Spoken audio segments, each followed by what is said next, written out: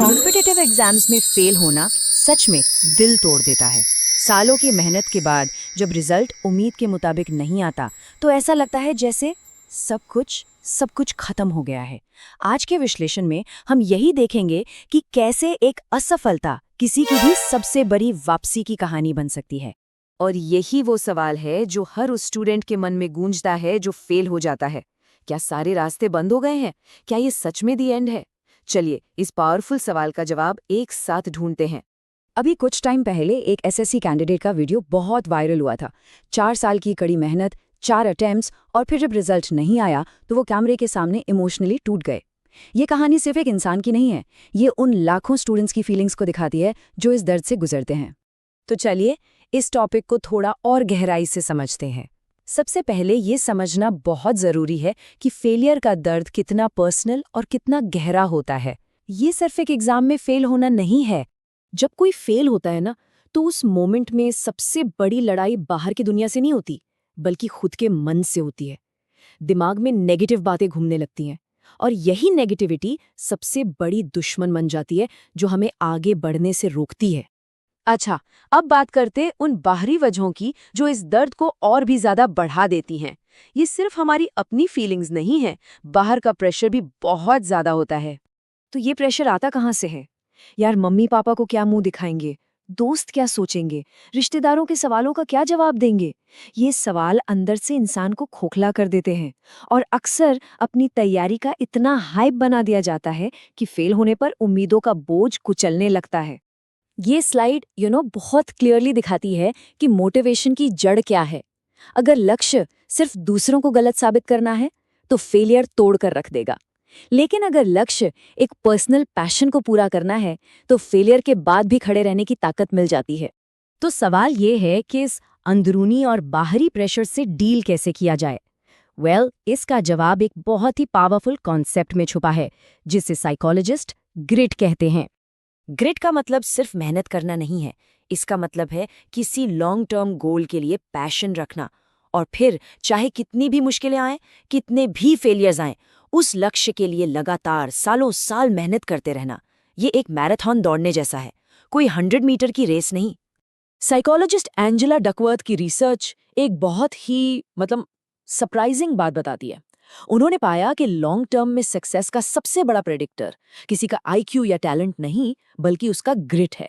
यानी कोई कितना स्मार्ट है, इससे ज्यादा जरूरी ये है कि वो कितनी मजबूती से अपने गोल पर टिका रहता है। सीधी सी बात है, ग्रिट वो स्टैमिना है जो मुश्किलों और फेलियर्स के बावजूद किसी को अपने रास्ते पर डटे रहने के लिए चाहिए। ये टैलेंट के बारे में नहीं, ये डटे रहने के बारे में है। थियरी तो ठीक है, अपनी जगह है, पर जो असली मोटिवेशन है ना, वो तो कहानियों से ही मिलता है।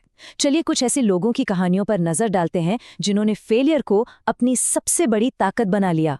जरा इस नंबर को देखिए, 35। ये हरियाणा के विजय वर्धन की असफलताओं की संख्या है। उन्होंने 1 या 2 नहीं, बल्कि 35 बार सरकारी नौकरी के एग्जाम्स में फेलियर का सामना किया, लेकिन उन्होंने हार नहीं मानी। 35 फेलियर्स के बाद 2018 में उन्होंने यूपीएससी एग्जाम 104th रैंक के साथ क्लियर किया और एक आईपीएस ऑफिसर बने। पर उनका सपना तो आईएएस बनना था, इसलिए उन्होंने फिर से कोशिश की और 2021 में वे आईएएस ऑफिसर बन गए। ये ग्रिट का एक अनबिलीवेबल, एक जबरदस्त एग्जाम्पल है। एक और कहानी है रचित राज की। वो आईआईटी जेईई का एग्जाम क्लियर नहीं कर पाए और उन्हें एक प्राइवेट कॉलेज में बायोटेक्नोलॉजी में एडमिशन लेना पड़ा।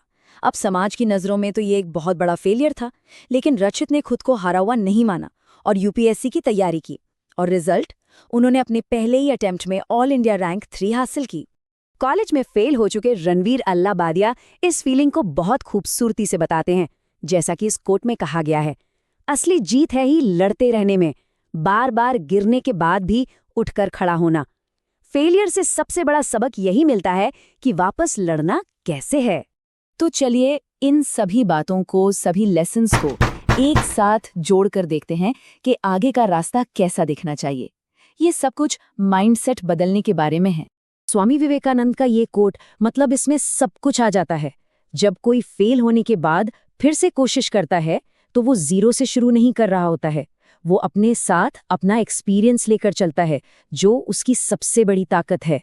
इसको ना एक स्प्रिंग की तरह सोचिए। जब एक स्प्रिंग को दबाया जाता है तो उसकी पोटेंशियल एनर्जी बढ़ जाती है। बिल्कुल वैसे ही जब फेलियर और लोगों की नेगेटिव बातें किसी को पीछे धकेलती हैं तो ये उसके अंदरूनी एनर्जी को बढ़ाने का एक मौका होता है, ताकि वो पहले से भी ज्यादा तेजी से आगे बढ़ सके।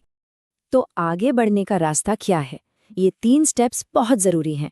पहला, फेलियर को फाइनल फैसला मत मानिए, इसे एक चैलेंज समझिए। दूसरा, अपनी कमियों को एनालाइज करिए और उन पर काम करिए। और तीसरा, याद रखिए कि स्ट्रगल ही सक्सेस तक पहुंचने का रास्ता है, उससे भागना नहीं है। और आखिर में बस ये याद रखना है, अगर लहरों से डरेंगे तो सागर कभी पार नहीं होगा, लेकिन अगर कोशिश करते रहेंगे तो हार कभी नहीं होगी। फेलियर एक इवेंट हो सकता है, पर ये किसी की पहचान नहीं बन सकती, जब तक कि वो खुद कोशिश करना न छोड़ दे।